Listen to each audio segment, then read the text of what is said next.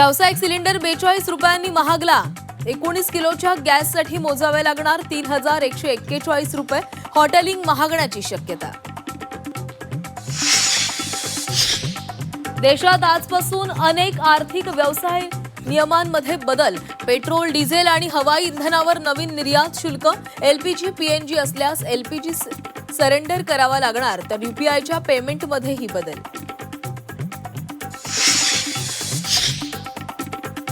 विधान परिषदेसाठी महायुतीचं अखेर ठरलं। 11-4-2चा फॉर्म्युला निश्चित। अतिरिक्त एक जागा पदरात पाडून घेण्यात राष्ट्रवादीला यश। 7 जागांवर अडून बसलेल्या शिवसेनेला 4 जागांवर मानावं लागणार समाधान।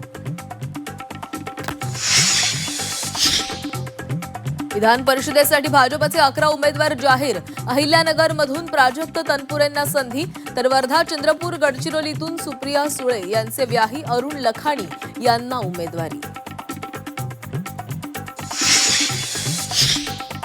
शिवसेनेचा आग्रह असलेली रायगडची जागा अखेर राष्ट्रवादीकडे। अनिकेत तटकरेंचा अर्ज भरायला शिवसेना आमदारही जाणार। शिंदेंकडून नेत्यांना युतीधर्म पाळण्याच्या सूचना, तर भरलेले फॉर्म 4 तारखेपर्यंत मागे न घेण्याचेही निर्देश।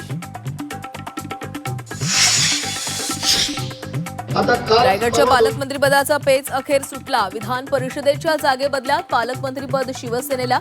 मंत्री भरत गोगावलेंची स्वप्नपूर्ती होणार।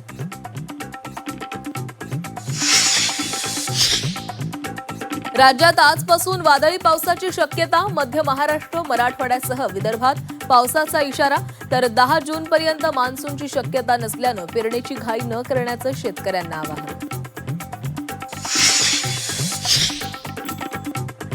एमआयएम नगरसेवक मतीन पटेलची आज चौकशी। एसआयटी करणार चौकशी। धर्मांतर प्रकरणातील आरोपी निदा खानला आश्रय दिल्याचा मतींवर आरोप।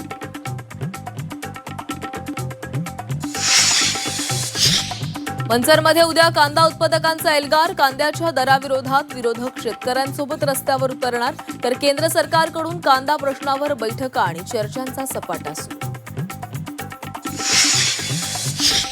ज्येष्ठ गायिका सुमन कल्याणपूरकर यांचं निधन। वयाच्या 89व्या वर्षी मुंबईतील राहत्या घरी घेतला अखेरचा श्वास। मुख्यमंत्री, उपमुख्यमंत्र्यांकडून श्रद्धांजली।